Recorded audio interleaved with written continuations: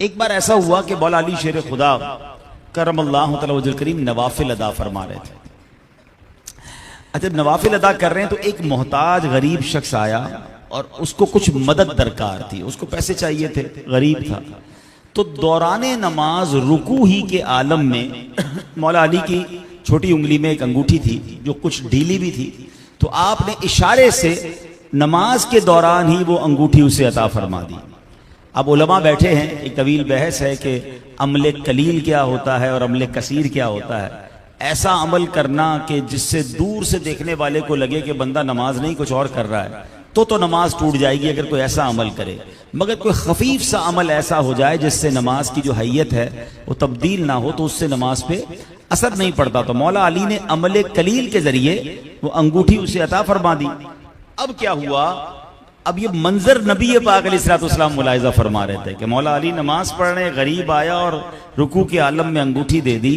प्यारे आका इतने खुश हुए कि नबी पाक ने फरमाया कि ए अल्लाह पाक, हजरत मूसा अलैहिस्सलाम ने दुआ की थी कि उनके भाई हारून को उनका वजीर बना दे।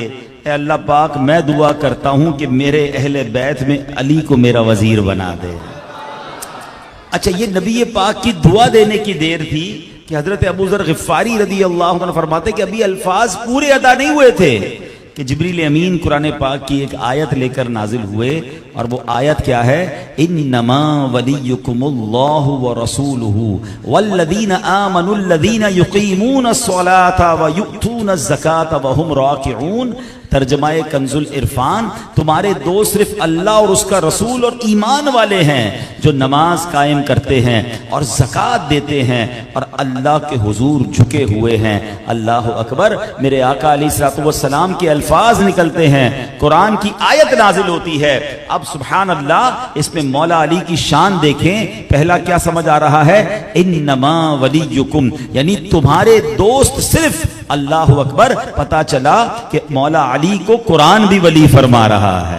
आप ऐसे वली हैं कि कुरान भी आपको वली फरमा रहा है। अब वली के माना क्या हैं? उलमा फरमाते हैं इस आयत में लफ्ज़ वली के दो माना मुराद लिए जा सकते हैं, मददगार या प्यारा महबूब दोस्त। इस लिहाज से आयत करीमा का मतलब ये बनेगा कि ए ईमान वालो, अल्लाह पाक, उसके प्यारे रसूल और नमाज कायम करने वाले, ज़कात देने वाले, रुकू करने वाले, नेक सीरत कामिल मुसलमान और बिलखुसूस हजरत मौला अली तुम्हारे महबूब भी हैं, तुम्हारे मददगार भी हैं। सुभान अल्लाह। अब मौला अली शेर खुदा बहुत जबरदस्त आपकी अदालत भी थी, आपके फैसले भी कमाल के हुआ करते थे, लेकिन किस कदर इंसाफ का आपका अमल दखल था कि एक बार मौला अली का एक गुलाम था, बड़ी मोहब्बत थी आपसे, बड़ा आपकी इज्जत भी करता था, मगर उससे गलती यह हुई कि उसने शामत आमाल की वजह से चोरी कर ली। चोरी की तो पकड़ा गया तो अदालत में मौला अली की बारगाह में ही पेश किया गया। मौला अली ने मामला देखा और जब चोरी साबित हो गई तो इस्लामी कवानीन के मुताबिक हाथ काटने का हुक्म दे दिया। उसका जब हाथ काट दिया गया तो अपना कटा हुआ हाथ लेकर कहीं जा रहा था। हजरत सलमान फारसी रज़ी अल्लाह तआला अन्हु और इब्ने कव्वा रहमतुल्लाहि तआला अलैहि मौजूद थे। तो जब उन्होंने देखा कि ये कटा हुआ हाथ लेकर मौला अली का गुलाम कहीं जा रहा है तो कहा कि तुम्हें और टिकटिकी बांध के देख रहे हैं। मौला अली ने कहा, ऐ सिद्दीक़ अकबर या अमीरुल मोमिनीन, आप ऐसे मुझे क्यों देख रहे हैं? अर्ज करते हैं, फरमाते हैं, मैंने नबी पाक अलैहिस्सलाम से सुना है, ऐ अली तुम्हारे चेहरे को देखना इबादत है, मैं इबादत कर रहा। यानी इस तरह सहाबा इकराम अलैहिम रिदवान और सुभान अल्लाह अहले बैत अतहार के दरमियान मोहब्बत और प्यार हुआ करता। लेकिन मेरे प्यारे इस्लामी भाइयों, यही मौला अली हैं, इस कदर बड़ा मर्तबा है। हसनैन के बाबा जान हैं बीबी फातिमा रज़ी अल्लाह तआला अन्हा के जनाब शोहर मुबारक हैं, मगर इबादत का जज्बा और खुशू व खुजू कैसा था नमाज के अंदर। आपने नमाज के आलम में सखावत की थी ना, मगर वो नमाज कैसी हुआ करती। और आज हमारा हाल क्या है, हमारी नमाज में कितना ध्यान और फोकस होता है। मौला अली के बारे में आता है, एक बार आपको एक तीर लग गया, पिंडली में तीर लग गया। तबीब डॉक्टर जो थे वो कोशिश करते थे तीर निकालने की, वो नहीं निकाल पा रहे थे, बहुत तकलीफ हो रही थी। तो आपके साहबजादे मौलाना हसन रज़ा और हजरत इमाम हसन मुज्तबा रज़ी अल्लाह तआला अन्हु अर्ज करते हैं, उन तबीबों से फरमाते हैं, ऐसा करो कि जब बाबा जान नमाज के लिए खड़े होना तब तीर निकाल लेना। और ऐसा ही हुआ। मौला अली जब नमाज के लिए खड़े हुए डॉक्टर्स आए, तबीब आए, वो तीर निकाला, मौला अली को पता भी ना चला। जब आप नमाज से फारिग हुए तो आपसे कहा गया कि हुजूर वो तीर निकल गया है। आपने कहा मुझे तो पता ही नहीं चला कि नमाज में कैसे निकल गया। इतना जबरदस्त अल्लाह की बारगाह में पेश होने का अंदाज है। और आज हम में से बहुत बड़ी तादाद कहती तो है मैं पंजतन का गुलाम हूँ, कईयों की तो नमाजें कज़ा हो जाती हैं और अगर नमाज पढ़ते भी हैं तो ध्यान कहीं और है, फिक्रे कहीं और हैं। नहीं मेरे प्यारे इस्लामी भाइयों, नमाज पढ़ते वक्त ये ख्याल तो कीजिए हाजिरी किसकी बारगाह में है, हम पेश किसकी बारगाह में हो रहे हैं। अगर आज हम में से किसी को कहा जाए कि जनाब सदर, वजीर आजम या फला वजीर या फला अफसर के पास जाना है और आपका जो फाइल है, आपका एक काम है, आपने वो साइन करवाना है, तो बताएं किस फोकस के साथ लोग उस वजीर या वजीर आजम या सदर के पास जाते हैं कि जनाब मेरा काम कर दीजिए, एक साइन कर दीजिए, मेरा मसला हल हो जाएगा। वहां जाकर कहीं और तवज्जो नहीं, सिर्फ उसी की तरफ तवज्जो है। अरे दुनिया वालों के पास जाते हैं तो इतनी तवज्जो और एहतिमाम के साथ, और खुदाए अहकमुल हाकिमीन के दरबार में जब हाजिरी देनी है, जो सारी मुश्किलों को हल करने वाला है, जो सारी परेशानियों को दूर करने वाला है, उस वक्त हमारा हाल क्या होता है कि ध्यान कहीं और होता है। हमारा हाल तो यह है कि अगर आज मैं सवाल कर लूं, बल्कि जवाब मुझे मत दीजिएगा, अपने आप से पूछिए जिन्होंने आज इशा की नमाज यहां जमात से अदा की है, बताइए अपने आप को जवाब दीजिए इमाम साहब ने पहली रकत में क्या तिलावत किया था, दूसरी रकत में कौन सी सूरत तिलावत की थी। हो सकता है आप कहें हजरत अब तो 2-1.5 घंटा हो गया, चलें कल नमाज इशा या मगरिब या फजर पढ़ने के सलाम फेरने के बाद पूछ लीजिएगा अपने आप से, तो सलाम के बाद भी पता नहीं होता कि इमाम साहब ने क्या पढ़ा था। ये हमारा हाल है। बहुत सारे लोग तो कहते अब नजर आते हैं कि यार नमाज पढ़ता हूं तो भूली हुई चीजें याद आ जाती हैं, कोई मसला या कोई सामान रख के कहीं भूला होता हूं, जब नमाज शुरू करता हूं तब याद आता है। तो इसका मतलब यह कि नमाज में ध्यान कहीं और है, ये ख्याल नहीं है। बुजुर्गान दीन का हाल तो ऐसा होता था कि नमाज के लिए खड़े होते तो चेहरे का रंग बदल जाता। पूछा गया हुजूर आपके चेहरे का रंग क्यों बदल गया है? कहा पेश किसकी बारगाह में हो रहा है? अल्लाह रब्बुल आलमीन की बारगाह में जब पेश होने का वक्त है तो कैफियत बदल जाती थी। अच्छा, अब मैं और आप चाहते तो हैं कि नमाज में खुशू व खुजू मिले, मगर उसका तरीका क्या है? उसके 2-3 मैं तरीके बता देता हूं, ठीक है ना।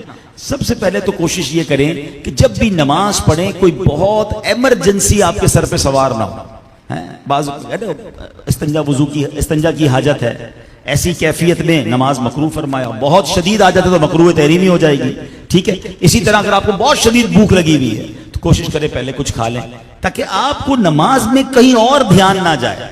बहुत गर्मी है तो पंखा चला लें, पंखे के साथ नमाज पढ़ें। अल्लाह ने नवाजा है और आपकी एसी में रहने की आदत है, आपके घर में भी एयर कंडीशन है, तो कोई बात नहीं, नमाज के लिए एसी चलाएं ताकि नमाज में ध्यान कहीं और ना बटे। यहां तक किताबों में लिखा कि सामने कोई लिखाई पढ़ाई वाली चीज ना हो। बाज़ औक़ात फ्रेम्स ऐसी होती हैं, लिखी हुई किताबत वाली चीजें होती हैं, नमाज उसी के सामने पढ़ रहा है बंदा, वही पढ़ता जा रहा है या उसी फ्रेम के अंदर गुम हो गया। कोई डिस्टर्ब नक्शो निगार वाली जानमाज, ऐसे नक्शो निगार होते हैं कि बंदा उसी के फिगर तलाश करता रहता है पूरे कयाम के दौरान। साफ सुथरा ऐसा माहौल हो कि आपका ध्यान कहीं और ना बटे। और फिर एक और मशवरा यह है कि जो नमाज पढ़ते हैं ना, उस नमाज को तर्जमे के साथ सीख लें, ठीक है। मिसाल के तौर पे आप आखिरी 10 सूर, पहले सूरह फातिहा, वो तो हर नमाज रकात में पढ़ते हैं, उसका तर्जमा, उसकी तफसीर पढ़ लें, ठीक है। फिर आप आ जाएं आखिरी 10 सूरतें, उसको तर्जमे के साथ तफसील के साथ पढ़ लें। फिर हो सके तो जो सूरह मुल्क है, सूरह यासीन है, उम्मन जो इमाम साहिबान तिलावत करते हैं, सूरह बकरा की आखिरी आयतें हैं, इन तमाम मशहूर सूरतों को तर्जमे से पढ़ लें। 2-3 महीने लगेंगे, ज्यादा टाइम नहीं लगेगा। आप यकीन करें आपके लिए कमाल हो जाएगा। अब क्या होगा, जब आप खुद नमाज पढ़ रहे हैं, इमाम साहब पढ़ रहे हैं, मिसाल के तौर पे सूरह फातिहा शुरू होती है अल्हम्दुलिल्लाह रब्बिल आलमीन अर्रहमानिर रहीम, अल्लाह की रहमत और उसकी समझे कि किबरियाई को आप अपने जहन में तसव्वुर ला रहे हैं कि मैं किस मालिक का रब हूं, और उसकी रहमान और रहीम सिफत का जिक्र कर रहा हूं। मालिकी यौमिद्दीन, वो रोजे जजा का मालिक है। अब कयामत के मालिक से गोया आप इल्तिजा करने जा रहे हैं। आगे चलते हैं, अल्लाह से अर्ज करते हैं इहदिनस सिरातल मुस्तकीम, अल्लाह सीधे रास्ते पर चला दे। बल्कि उन लोगों के रास्ते पर चला जिन पर इनाम किया है, और मौला उन लोगों से बचा लेना, उन सोहबतों से बचा लेना, ए अल्लाह उस रास्ते से बचा लेना जहां तेरा गजब नाजिल होता है। अब सूरह फातिहा खत्म होकर अगर मिसाल के तौर पर इमाम साहब ने सूरह फील शुरू की है या आप पढ़ रहे हैं अलम तरा कैफ फ़अल रब्बुका बि अस्हाबिल फील, तो अब वो हाथी वालों का वाक़या आपके जहन में आएगा, रब की कुदरत के नजारे जहन में आ रहे होंगे कि मेरा रब कैसा अजीम है कि हाथियों का लश्कर जो काबे को मिटाने आ रहा है उनको अबाबील भेजकर किस तरह कंकरियों के जरिए तबाह बर्बाद कर दिया। तो जब आप कुरान को समझ कर पढ़ रहे होंगे या सुन रहे होंगे, आप नमाज के अंदर होंगे, आपका ध्यान नहीं बटेगा, रुकू में जाएंगे, सुबहान रब्बियल अज़ीम, उस रब की शान बयान कर रहा हूं जो बड़ी अजमत वाला है, सुबहान रब्बियल आला, उस रब की शान बयान कर रहा हूं जिसकी शान बहुत आला है। अब आप नमाज के साथ जब इन्वॉल्व हैं, अत्तहियात पढ़ रहे हैं तो अत्तहियात का माना जहन में है, दुरूद इब्राहिमी पढ़ रहे हैं तो दुरूद इब्राहिम का माना जहन में है, तो इंशाअल्लाह नमाज के अंदर फोकस नसीब हो जाएगा, खुशू व खुजू नसीब होगा और फिर उसकी बरकतें भी मिलना शुरू हो जाएंगी। मैं रब्बे करीम से दुआ करता हूं कि अल्लाह करीम हमें खुशू व खुजू के साथ बल्कि समझकर नमाज अदा करने की तौफीक अता फरमाए। मौला अली कैसे सखी थे, मौला अली की बहादुरी के तो बड़े किस्से सुने हैं, फातिह खैबर भी हैं, दुश्मन आपके सामने आकर कांप जाया करता था मगर आप अल्लाह की राह में खर्च करने को इतना पसंद करते थे। एक बार कमाल का अंदाज इख्तियार किया, वो होता है ना कि बंदा चाहता है मैं हर अदा से अपने रब को राजी करने की कोशिश करूं। आपके पास 4 दिरहम थे, आपने 1 दिरहम दिन में खर्च किया, 1 दिरहम रात में, चलो अल्लाह रात में खर्च करने पर राजी हो जाए तो रात में खर्च किया, 1 दिरहम सबके सामने एलानिया खर्च किया, 1 दिरहम छुप के खर्च किया कि कोई तो अदा कबूल हो जाएगी, कोई अंदाज रब को पसंद आ जाए। अल्लाह अकबर, क्या शान है मौला अली की, अल्लाह को ये चारों अदाएं ऐसी पसंद आई कि उसका जिक्र कुरान में फरमा दी। कुरान पाक में अल्लाह इरशाद फरमाता है अल्लज़ीना युनफ़िकून अम्वालहुम बिल्लैली वन्नहारी सिर्रन व अलानियतन फलहुम अज्रुहुम इंद रब्बिहिम वला खौफुन अलैहिम वला हुम यहज़नून। अल्लाह अकबर, रब ने फरमाया वो लोग जो रात में और दिन में पोशीदा और एलानिया अपना माल खैरात करते हैं उनके लिए उनका अजर उनके रब के पास है, उन पर ना कोई खौफ होगा और ना वो गमगीन होंगे। अल्लाह अकबर, पता चला कि अल्लाह की राह में जब इखलास से खर्च किया जाए तो फिर रब ऐसा अजर अता फरमाता है, यहां माल भी मल्टीप्लाई हो जाता है, वो अजर अल्लाह के यहां बाकी भी रह जाता है। दुनिया में एक ही बदला मिलता है ना, मैं यहां कारोबार करता हूं तो इधर नफा मिलता है। अल्लाह की राह में खर्च करने का कमाल देखो, बंदा अल्लाह की राह में खर्च करे, मल्टीप्लाई होकर वो माल पहले तो दुनिया में मिल जाता है। अच्छा दुनिया में मिल गया, बंदा कहे ठीक है 1 का 10 मिल गया और क्या चाहिए, फरमाए नहीं ये तो दुनिया का इनाम है, अल्लाह के पास इनाम बाकी है और वो कितना अता फरमाएगा। रिवायतों का मजमून है अल्लाह खुद फरमाता है कि ए इब्ने आदम अपना माल मेरे पास जमा करा दे, न जलेगा न डूबेगा न कम होगा, मैं तुझे उस दिन दूंगा जिस दिन तुझे एक एक नेकी की जरूरत होगी, यानी कयामत के दिन उसका अजर मिलेगा। अहादीस में यह भी मजमून मिलता है कि बंदा खजूर का सदका करता है, अल्लाह उस सदके को पालता है, जैसे तुम अपने जानवर के बच्चों को पालते हो, बछड़े की मिसाल दी गई। अल्लाह अकबर, फरमाया जब बंदा कयामत के दिन जाकर अपने खजूर के सदके का अजर देखेगा तो वो ओहद पहाड़ जितना हो चुका होगा, यानी पहाड़ जितना अजर मिलेगा। खजूर के बदले खजूर नहीं मिलनी, वो इंक्रीज होता जाएगा।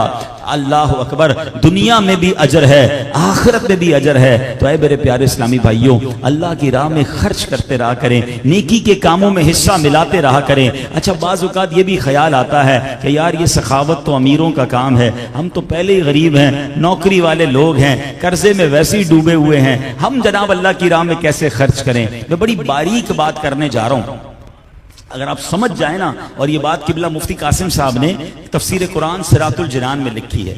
मैं जिस इलाके में बयान कर रहा हूँ मुझे अंदाजा है कि यहाँ पर गरीब और दरमियाने तबके के लोग ज्यादा होंगे। अल्लाह पाक ने ईमान की दौलत दी, हम वैसे ही बड़े अमीर व कबीर हैं, तो इस बात पर वैसे घबराना नहीं चाहिए। लेकिन मैं एक बात आपको समझाता हूँ। मुफ्ती साहब ने लिखा कि अगर पूरी दुनिया के अमीरों का सर्वे करवाया जाए ना, मुसलमान अमीरों का सर्वे करवाएं, तो वो कहीं ना कहीं अल्लाह की राह में खर्च कर रहे होते हैं और इसलिए उनका माल बढ़ रहा होता है। और पूरी दुनिया के अगर गरीबों का सर्वे करवाया जाए तो अक्सर उनमें सदका खैरात नहीं कर रहे होते। वो यही समझ रहे होते हैं कि मैं तो पहले ही गरीब हूं, मैं कैसे सदका खैरात करूं। और शायद यही वजह रहती है कि वो उस गुर्बत से निकल नहीं पाते। अल्लाह की राह में खर्च करना दरअसल ये रब से कारोबार करना है। अगर आप अपनी मुश्किलों से निकलना चाहते हैं ना, ऐसा तो शरीयत ने कहीं भी नहीं कहा कि जनाब जब तक कोई लाख रुपए सदका नहीं करेगा उसको अजर नहीं मिलेगा या अल्लाह उस पर रहमत नहीं फरमाएगा। बल्कि खुद नबी पाक की एक हदीस सुनिए, मेरे आका फरमाते हैं जिसका मजमून है कि किसी का एक उस किसी के लाख से बढ़ जाता है। साहबी रसूल ने कहा हुजूर एक लाख से कैसे बढ़ जाएगा?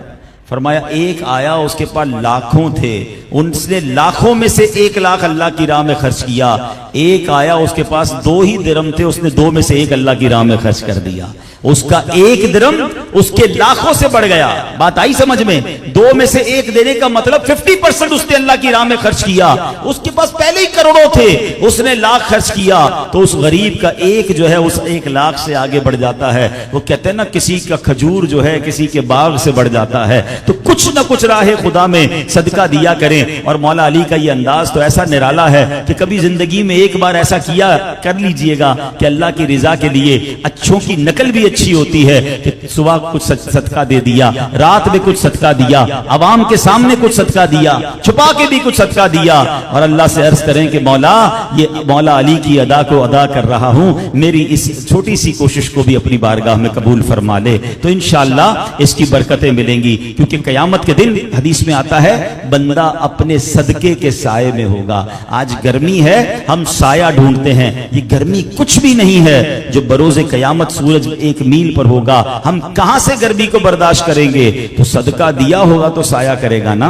तो कुछ ना कुछ अपनी हैसियत के मुताबिक किसी गरीब मुसलमान को किसी नेकी के काम में अल्लाह की राह में कुछ ना कुछ खर्च करें, अल्लाह जरूर इसमें बरकत अता फरमाएगा। अब मैं अपने इस पूरे बयान का एक और मौजू आपसे डिस्कस करना चाहता हूं कि मौला अली की शान ऐसी है, पहले ही मालूम थी, आज मजीद सुनी तो ईमान ताजा हुआ। मगर मौला अली के दौर में एक बड़ा अजीब वाकया हुआ। उस जमाने में एक फिरका खड़ा हुआ जो कि था खारजी फिरका। उस फिरके ने मौला अली शेर खुदा पर माद अल्लाह कुफ्र का फतवा लगा दिया है। अब बताइए उस शख्सियत पर कि जिसके इल्म का आलम यह है कि नबी पाक फरमाए मैं इल्म का शहर हूं और अली उसका दरवाजा है, जिसका दीदार करना, जिनकी जियारत करना इबादत, उन बदबख्तों ने मौला अली पर कुफ्र का फतवा लगाया। ये क्यों लगाया? ये थी आधी जहालत।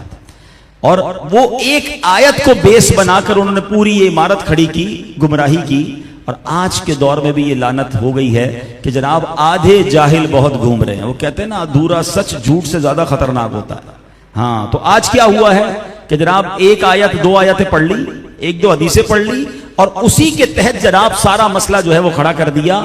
याद रखिए, कुरान पूरा पढ़ेंगे तो समझ आएगा कि शरीयत का हुक्म क्या है। चंद लोग सोशल मीडिया पे बैठकर कुछ आयतें पढ़कर जनाब कहते देखो ये दुरुस्त नहीं है, वो दुरुस्त नहीं है। बात मैं समझाता हूं, पहले ये वाकया सुनो। अब क्या हुआ कि मौला अली शेर खुदा पर माद अल्लाह कुफ्र का जब फतवा लगाया गया और उन्होंने वजह क्या बयान की कि मामला ये हुआ था कि हजरत अमीर माविया रज़ी अल्लाह तआला और मौला अली के दरमियान किसी दीनी मसले पर इख्तिलाफ हुआ।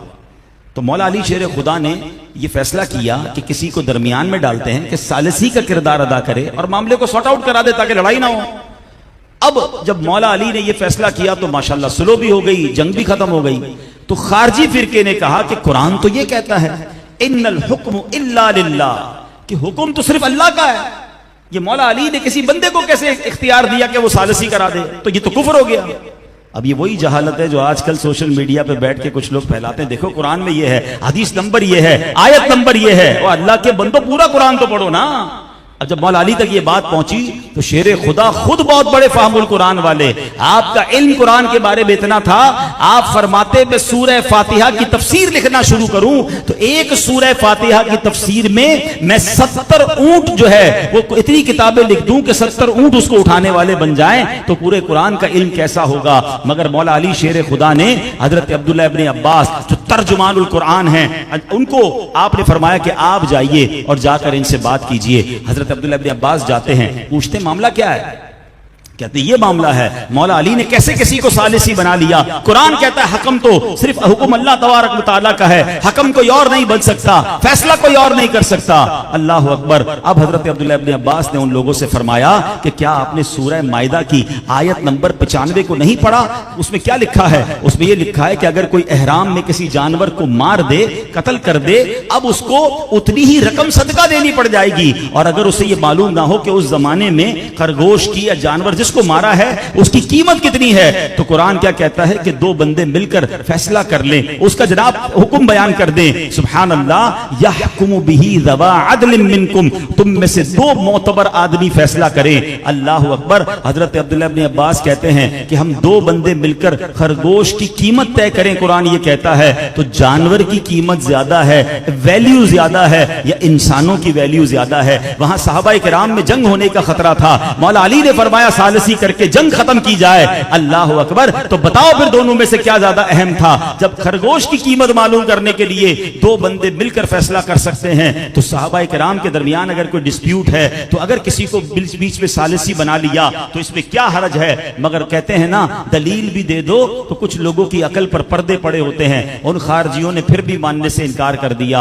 अल्लाह अकबर। फिर मौला अली का जो अंदाज है, फिर आपकी जुल्फिकार जब बाहर आती है तो फिर उनके सर भी कलम हुए और वो वासिले जहन्नम भी हुए। लेकिन मेरे प्यारे इस्लामी भाइयों, इस एक वाक़े से जो समझाना मकसूद है वो ये है कि इल्म दीन अगर सीखना है, इल्म की बात जाननी है, तो हमें उनसे जाननी है जिनकी नजर में पूरा कुरान है, शरीयत के सारे अहकाम हैं, ताकि वो हमें सही तरीके से इल्म दीन बताएं। आज प्रॉब्लम यह है कि जनाब जिसकी चाहे उसकी बातें सुनकर हमारे अपने लोग कंफ्यूज हो जाते हैं। कहते वो भी तो कुरान बयान कर रहा है, वो भी तो हदीस नंबर बता रहा है। अरे जनाब फिर इसके बाद तो ऐसा करना दुरुस्त नहीं है, ऐसा करना हराम हो गया। अल्लाह अकबर। एक तो हमने खुद इल्म दीन सीखा नहीं और उलमा के साथ भी मरबूत ना रहे, तो ऐसे लोग कंफ्यूज कर देते हैं। तो याद रखिए ऐ मेरे प्यारे इस्लामी भाइयों, हमें इन लोगों से बचना है और हमें इल्म दीन अगर सीखना है तो हमें अल्लाह वालों से, नेक उलमा से, आशिकान रसूल उलमा से सुनना है। हजरत बीबी आयशा सिद्दीका रज़ी अल्लाह तआला अन्हा फरमाती हैं,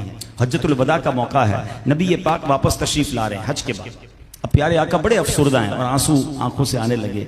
बीबी आयशा फरमाती नबी पाक आंसू बहा रहे थे, उनको देखकर मैं भी रोने लगी। अब मामला यह हुआ कि प्यारे आका अपनी वालदा की कब्र पर गए, बीबी आमना रज़ी अल्लाह तआला अन्हा। कुछ देर बाद आए तो मुस्कुराने लगे। तो बीबी आयशा कहती हुजूर आप कुछ देर पहले आंसू बहा रहे थे, अब मुस्कुरा रहे हैं, इसकी क्या वजह है? अल्लाह अकबर। तो नबी पाक अलैहिस्सलातु वस्सलाम ने फरमाया मैंने अल्लाह की बारगाह में दुआ की कि या अल्लाह मेरी अम्मी जान को जिंदा कर दे। अल्लाह ने जिंदा फरमाया, मैंने उनको कलमा पढ़ाया, कलमा पढ़ने के बाद वो फिर कब्र में जाकर आराम करने लगी। अल्लाह अकबर। अपनी उम्मत में नबी पाक ने उन्हें दाखिल फरमाया। अब जनाब सोशल मीडिया पे एक बंदा आकर कहता है कुरान तो कहता है कि जनाब जिसका इंतकाल हो गया, जो दुनिया से चला गया, वो वापस नहीं आ सकता।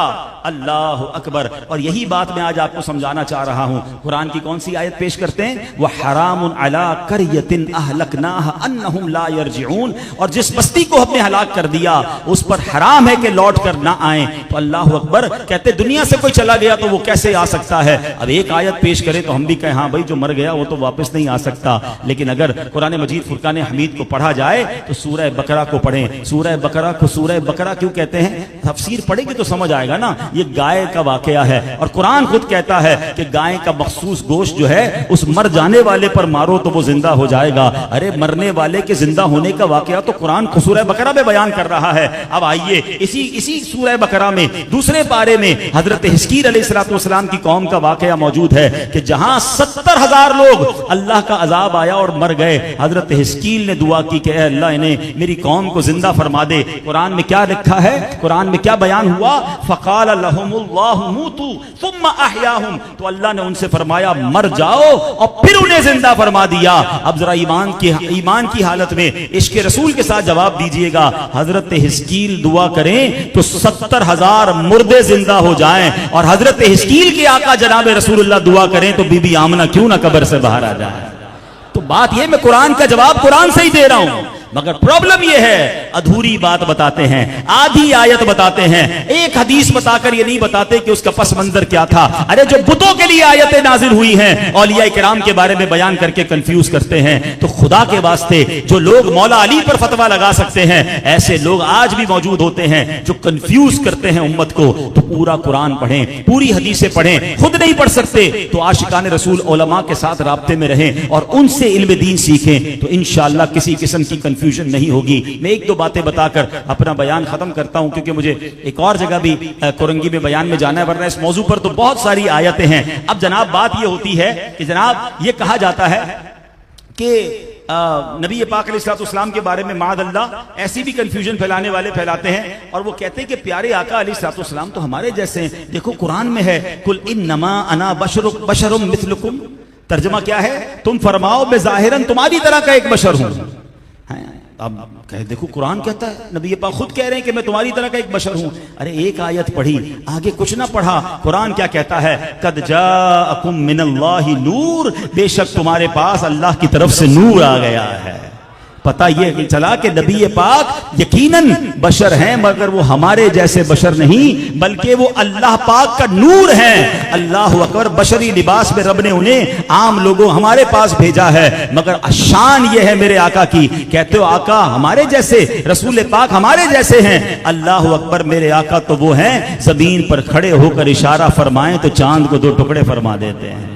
हमसे तो वक्त नहीं रुकता। मौला अली नबी पाक की बारगाह में आते, हुजूर असर की नमाज चली गई है, आका हाथ उठाएं तो सूरज को वापस पलटा दे। आला हजरत कहते हैं ना, इशारे से चांद चीर दिया, छुपे हुए खुर को फेर दिया, गए हुए दिन को असर किया, ये ताबो तवा तुम्हारे लिए। तो ऐसी शान वाले आका हैं। बात यह है कि एक आयत बताकर जनाब कहते कि आप ये क्यों कहते हैं, लेकिन अगर पूरा कुरान पढ़ें तो समझ आएगा कि नबी पाक की शान तो कैसे कुरान में बयान हुई है। तो बहरहाल अल्लाह हमें आशिकान रसूल उलमा की सोहबतें नसीब फरमाए, सही मानों में इल्म दीन सीखने वाला बनाए। अब आखिर में एक बात कह दूं कि जब कुरान कहता है तुम्हारे पास नूर आ गया, आपको मालूम है कि अब इंशाअल्लाह इस बार जो रबीउल अव्वल आ रहा है वो इंशाअल्लाह अज़्ज़ व जल नबी पाक का 1500 साला जश्न विलादत है।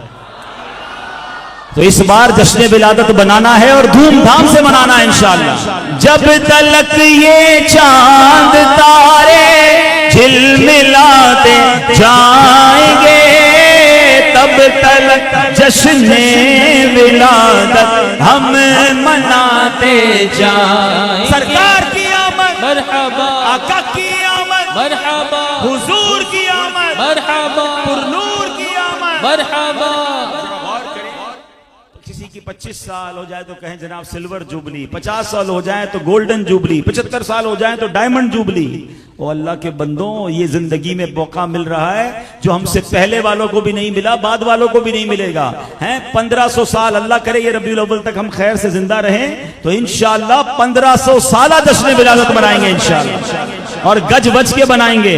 सारी दुनिया में अल्हम्दुलिल्लाह दावत इस्लामी की तरफ से तैयारियां शुरू कर दी गई हैं और आशिकान रसूल भी यकीनन कर रहे हैं, क्योंकि एक मेरा ही रहमत पे दावा नहीं, शाह की सारी उम्मत पे लाखों सलाम। आका तो सबके आका है ना, तो सब कोशिशें कर रहे हैं, मजीद कीजिए। अल्हम्दुलिल्लाह दावत इस्लामी के अमीर अहले सुन्नत, अमीर दावत इस्लामी की तरफ से इंशाअल्लाह दुनिया भर के सरबराहान मुमलिकत जो हैं, जो मुसलमान ममालिक के सरबराहान हैं, उनको लेटर लिखा जा रहा है कि इंशाअल्लाह आप भी अपने ममालिक में नबी पाक का इस बार जो जश्न विलादत है 1500 साला शायान शान तरीके से बनाएं। पाकिस्तान के हुक्मरानों को भी हम अल्हम्दुलिल्लाह मुलाकात करके भी और मकतूबात के जरिए भी उन तक ये बात पहुंचा रहे हैं। और आप भी जिस इदारे में हैं, जिस महल्ले में हैं, इंशाअल्लाह इस बार फकीदुल मिसाल इंशाअल्लाह जश्न विलादत बनाएंगे। और हाँ, कुछ लोग फिर आएंगे इसमें आपको कंफ्यूज करने।